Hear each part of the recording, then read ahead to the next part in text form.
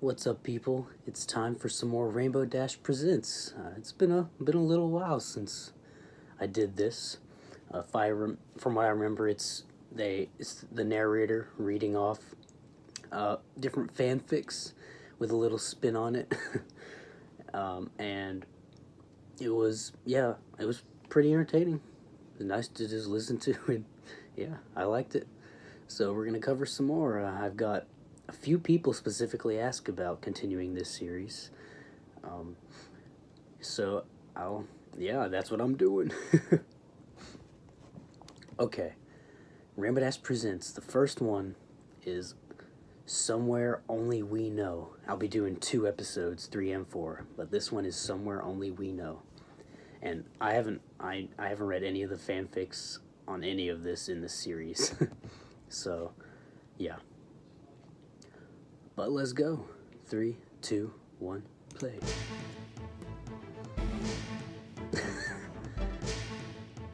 Now this is some good editing. Rainbow Dash presents Somewhere Only Will We Smith? Know.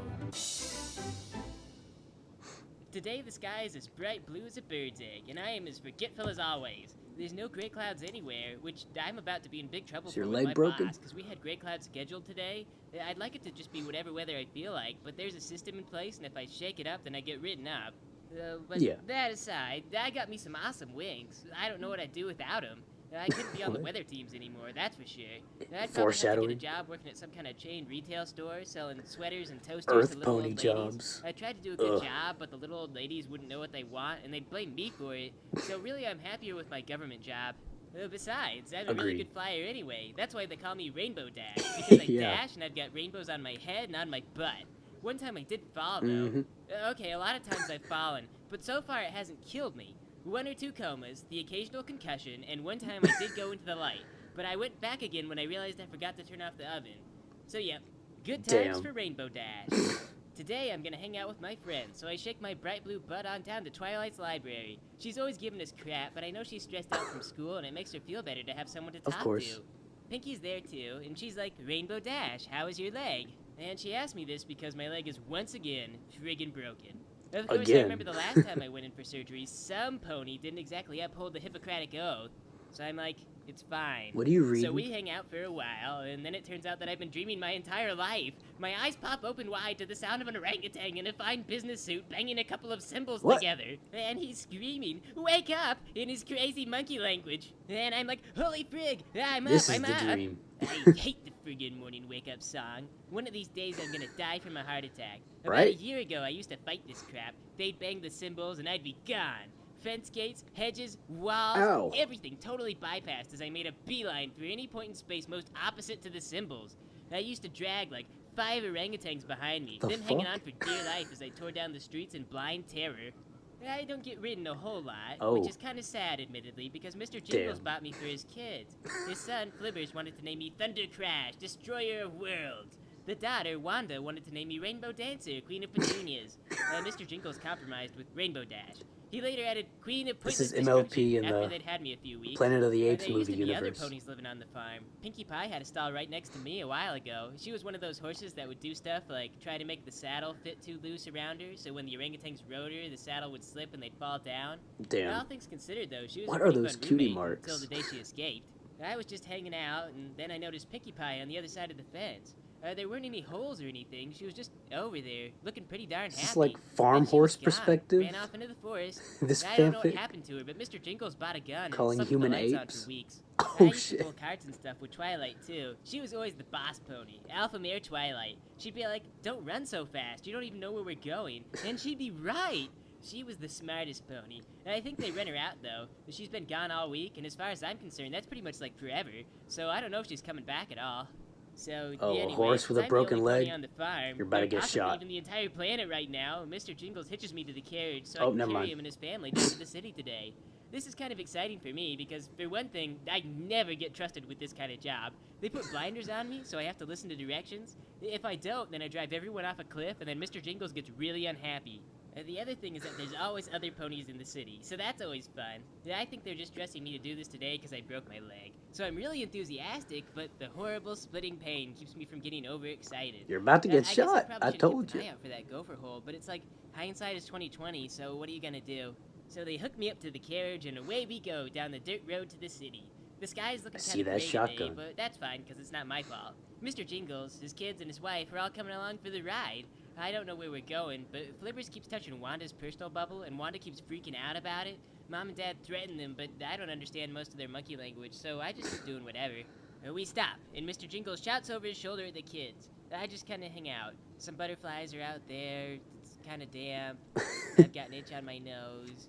Then we start moving again. Pretty soon we get to the city. There's all kinds of really tall buildings, and there's like a million pigeons. They're all perched on statues of dancing orangutans that spit out of their mouths. There's 1 or 2 statues of ponies doing something. Those are my favorite ones. Eventually we get to our destination, and Wanda wants to feed me for being such a good pony. I recognize those words, but Mr. Jingles says no. He gives some kind of explanation for why not, but whatever it is, it's probably not good enough. Anyway, they leave me alone, parked out there. I don't know where they're going, but I am pretty happy. She's pulling with a broken leg. To look at. Although I've got these stupid blinders on my face, there's horses all over the place. Most of them aren't doing anything interesting, but oh man, they're there. Suddenly, Planet of the Apes. My vision, I spot one of those flowery little carriages. You know, one of the ones that drive in circles around town. They give you a blanket, and the driver gives a little tour of neat landmarks around the city.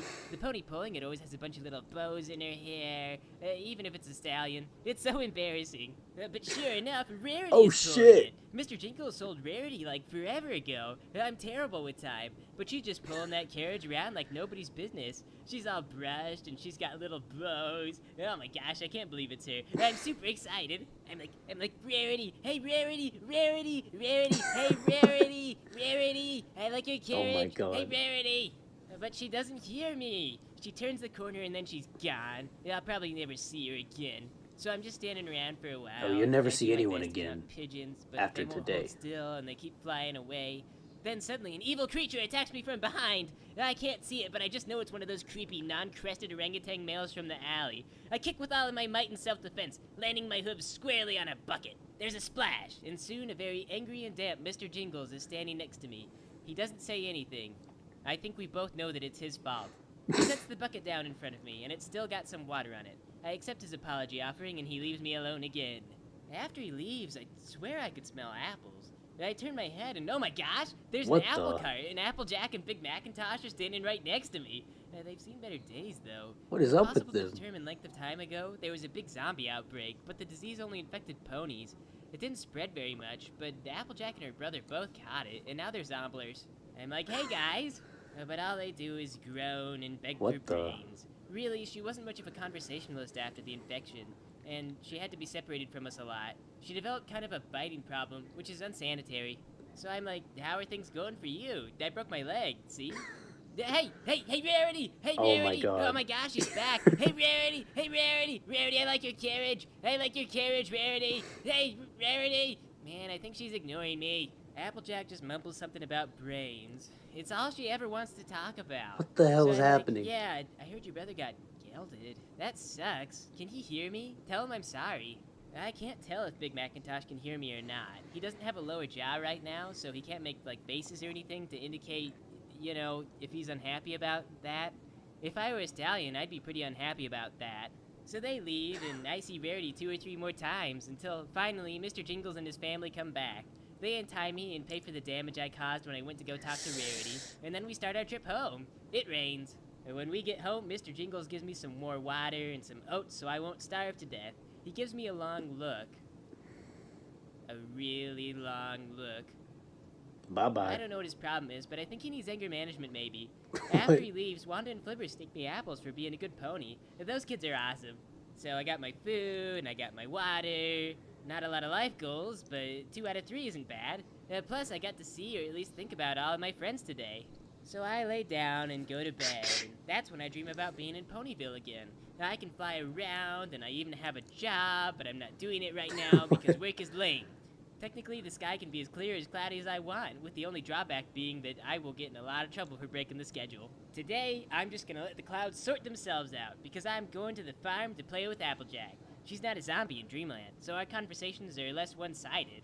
We get together and throw stuff through her windows. I score the most points. So, the end. Oh, they didn't... They either didn't show the shotgun scene, or it's implied. Or, no, they work together. Why did I say or? Those go together. Never mind.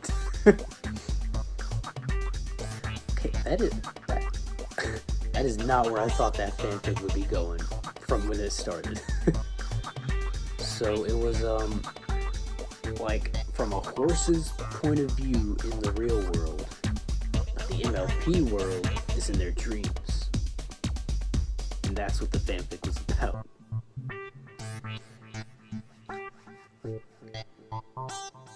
What about it?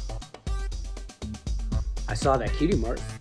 It's a banana owned by a monkey named Mr. Jingles. Okay.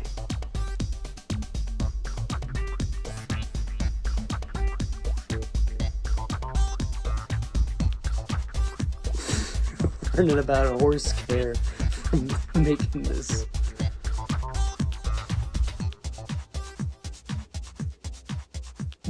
What?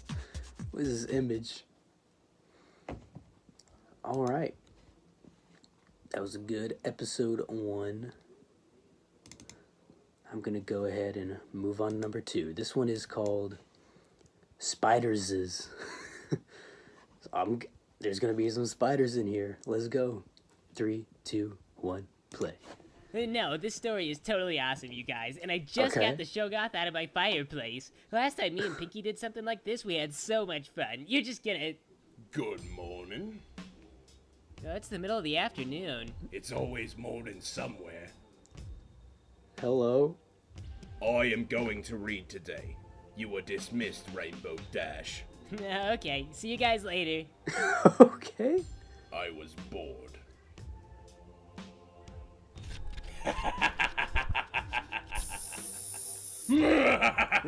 Oh, she's a villain. Oh shit, she traps them in the book. Twilight awakens in her bedroom. This is the She's intro. Depressed, Okay. as per usual. Each day fails to present reason to draw further breath. Her servant Spike does not depressing. respect her, and when he grows to suitable age, he will devour Twilight with impunity. It is naught but fear of death which impels the young mare to study. Time is non-refundable. The Reaper sharpens his tool for the harvest, indifferent as the sun. This is a dark Which outlook. rises and sets each day as if the creatures below were but meaningless trivia to its majestic arc. The tool, which Twilight foolishly calls friend, belches forth a scroll. The parchment falls to the floor waiting to be retrieved. Go on, my faithful What is this student. narrator? I go to pick up the scroll. A wise choice. Because as you discover, the scroll was sent by none other than your beloved benevolent teacher. She requests, with much honey and adoration, that you find a particular book and you cast a particular spell. I don't trust That is your lesson for today. After what I She saw. asks of you very little. Binary. Twilight thinks, I wonder what my parents are doing. Probably nothing as interesting as being Celestia, student. I get straight to work. I crack open the book and look at how to cast that spell. It looks simple. Too simple. Perhaps Celestia is growing feeble in her old age. Perhaps she became unhinged years ago. Perhaps she wants you to do Perhaps something. it's about time someone overthrew Celestia Evil. and took her place. Okay. Before her frothing Do madness it. swallows up the entirety of Equestria. Do you disagree? I think that this spell is going to teach me a valuable life lesson. Whatever it Yeah. is, I get to casting it right away. Oh, Twilight. If I were a lesser pony, I'd be furious with you. How lucky for us both that I am a god. The world grows at alarming speed. Or rather, you appear to be shrinking. Further and further the walls and furniture tower above you. That was a bad idea. Your body is racked with extreme pain as it undergoes morphological changes that were never meant to be. You feel organs shift and buckle. Your liver slips, causing you a thick, cutting agony. God. When at last the horror reaches Oh, its he inevitable turns into conclusion, a spider. you remain an insect, What? but at this time in a form more fitting your demeanor. Dear student, you are a spider. 8 hairy legs, venomous pincers, and no horn to speak of. If no stallion would love you before, your odds now seem severely diminished. Yeah, I'd I still don't want go to be a for it. spider. Someone is sympathetic, I'm sure. I uncast the spell. And how do you intend to do that? As I recall, you ignorantly performed the rites without reading the fine details. Mainly, you did not prepare a means to reverse it, and now you are trapped. Just as you are trapped in this story until you find a way to return to your plain pony shape. Then I go to get Spike. I don't know how yet, but this is his fault, and he's gonna do all the hard work to fix it, or I'll bite him in his sleep. You cry out to Spike, but it is of no use. By Don't what go near means him, did you intend to speak to or him? he's gonna crush you. At what point have you ever spoken to a Skyrim? spider? Besides, What? I'd best beware, student. Pray, what does Spike do when he catches Spike! spiders around your domicile? He How eats dare them you. With extreme prejudice. Wait, They're one of the what? few things he feels he has any power over. Well then, So what? I'm trapped as a spider in a story all by myself for the rest of eternity? that will be the case. But Providence saw fit to smile upon you.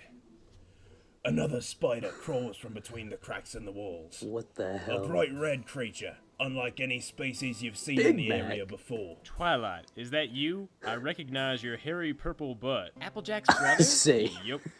Twilight, why am I a spider and how did I get here? We're trapped in a story being read by Celestia. We have to find a way out. When did that Oh, happen? I see I now. was just walking up to town from the farm a few minutes ago. Seriously? Oh, I suppose I should mention that this is a lesson for you, and I could care less what memories the red one retains.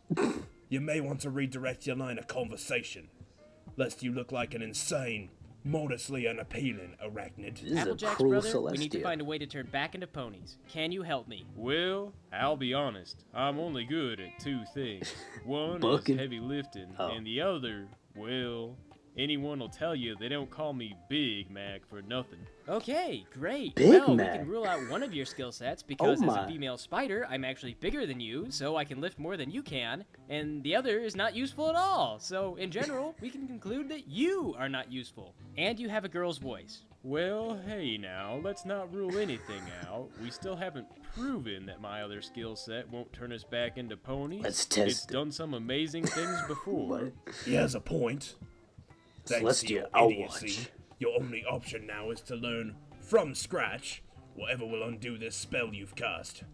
Since you have no reasonable way of forming a good hypothesis, you might as well try anything. Several times, of course, to eliminate confounding outliers. Fine. Fine. We'll give it a shot, but you better do it right. Not that I'm picky or anything, but I was just wondering if we could find another spider. Maybe another male spider. Twilight put on a tough exterior, but deep down her Okay, heart was Big Mac. wounded. Could her sniggering classmates have been correct? Why do we need another spider? What's wrong with me, Oh, huh? God. Am I too fat? I just think it would help things. Well, forget it. No, You'll he's take what you gay. get and you'll like it. Okay, let's get started then. What? Hang on, you're not doing it right. I think I'd know if I was doing it wrong. But spiders have very complex mating rituals. You have Oh, to do God. the mating ritual. Yep, that's what I'm doing. But you have to do it right or I'll eat you. I'm telling you, I know what I'm doing. The red male begins dancing. Oh my. His Kill it, movements Big are Mac. hypnotic, and Twilight finds herself sedated, as if by a unique magic she will never experience again. The rest is biology. Several days later, Twilight finds herself laying a clutch of eggs. Oh, The act is Jesus. as painful as giving birth 1,000 times over. Ah! Why? This is the worst day. 2 weeks pass, and no progress has Jesus. been made in finding a solution to Twilight's conundrum. Meanwhile, Macintosh and Twilight have entered the misery stage of their relationship, Damn. wherein Twilight relentlessly henpecks her male companion into a state of alcoholism. He is miserable because everything he does is wrong, and she is miserable because everything he does is wrong. So Harsh Applejack's reality brother, of marriage. we've ruled out courtship, the miracle of childbirth, and hating each other as a means to change back into ponies. So, what do you want me to do about it? How I want long you to have they clean up been the here? web is what I want you to do. This thing was totally spotless before you moved in. Y'all were living alone for 5 minutes, and y'all never clean anything. I bet that without Spock around, y'all probably would have stewed in your own filth as a pony. I What does clean Spike everything I think use, is so happening? it lends itself to reason that everything should be clean if you aren't making messes. Well, obviously you're not cleaning everything you use because the place is still a mess. I want to go back to being a bachelor stallion. Yeah. I'm Miss Caramel. That's it. I'm going to my side of the web and I'm gonna cry until you apologize to me. Wow. Twilight, look, I'm sorry. I'm an idiot. What It's is my this? fault. You're right. I'll try to clean up around here more often. Good, because I still have a bunch of other emotional problems that are your fault. Oh, Well. Jesus. Seems I have things to do. Let's wrap this up, shall we? These are some cursed... Twilight's disgusting spiders. arachnid children burst The way from they their look. egg sacs Oh, in an fuck. unholy wave of chitinous newborn lust for Oh, no. sustenance. This was They cover Celestia's the plan floor all like a along. carpet of living death. What is this crap? Alright, look. Applejack's brother, I have a plan. I want you to kill me. Throw me into the sea of spider babies. Are y'all sure? It seems unlikely that we'll be blamed for this on account of the fact that no one knows we're spiders, and how would they find us anyway? Just do it. Macintosh throws Twilight into the millions of skittering mouths below, but Death's sweet embrace eludes the girl. As with Wow. all things in her life, she is Damn. merely swept away against her will. Her children lead her down the stairs, Bye, stopping Spike. briefly over Spike to drain the vital fluids from his body. Perhaps a poetic justice for the spiders that they would appreciate if they were not the ilk of their parents' parents. It's like the Indiana Jones Out they ants. go, pouring out of the windows and sweeping down the streets of Ponyville, This was Celestia's picking the plan. place clean alive. At last they reach Jesus. the edge of town, and there, riding atop a hitherto unknown troll alicorn, face. who introduces himself as Argenbarger, This video's from is another 2011. spider. I'll excuse it. The spider announces itself to be none other than the famed Merriam-Webster. Cute. The alicorn Wow. uses his fantastic power to annihilate the swarm of disobedient children, absorbing their essence in the wake of their deaths. Jesus. He escorts Twilight back to her home and returns her to her natural form as a pony. There, he explains that Merriam has been his companion for the past 1,000 years. The alicorn had always adored Twilight from afar, but with the recent turn of events, both Argenbarger and Merriam have fallen hopelessly in love with Twilight. Get a newspaper, Oh, roll no. it up, squash Miriam. What? You're next if you don't get out of here, buddy. He obliges That was his out of blind, stupid romantic lifelong inclinations. friend. Now I suppose that concludes our little tale. Oh, I hope you have learned something valuable, my faithful student, because I'll be expecting a full report What? on what you learned by tomorrow. I'll get right on it. Well, this was such a valuable learning tool. what happened to Big Mac? I think that from now on, all residents of Ponyville should be required to sit in for your friend's little readings whenever she requests it. Is he still stuck in there? You could always use more Aesops. I cry too. Yeah, footage that being an episode. Twilight. Oh my god. Hello, beer. Don't turn to Corey now. Getting drunk while recording this? Nice. The spider announces itself to be none other than the famed Merriam-Webster. Oh fuck, scavenger hunt. I will you in the street. Oh. That'll happen. Well then. Obey. That's a lot of stuff.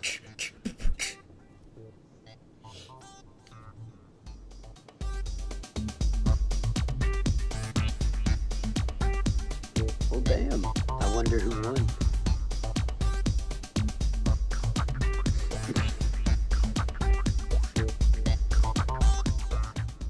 I just spit all over your monitor, and I am sorry. Damn.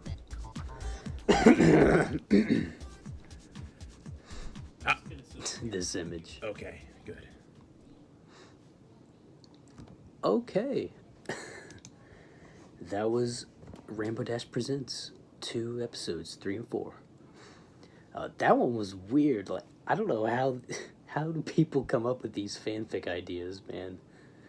Twilight and Big Mac get trapped as a spider and have to fuck before an alicorn married to another spider comes and saves them?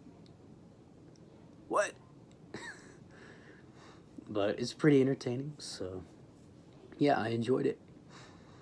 I will see you guys in the next video. That's all I got for now. Bye.